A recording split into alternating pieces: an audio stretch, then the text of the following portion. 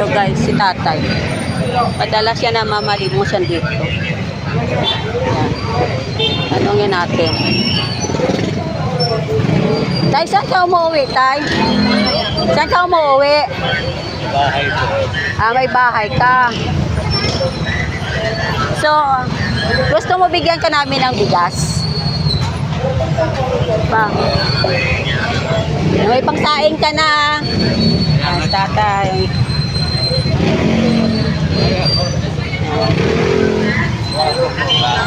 Ha? Ke, kuhanan mo kami, Ke. Para ano? Review mo sa amin. Nandito kami guys. Ayan. Tatay kasi,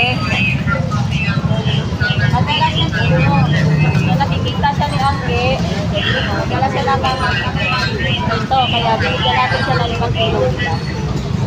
Thank you, Tay. Merry Christmas. Okay.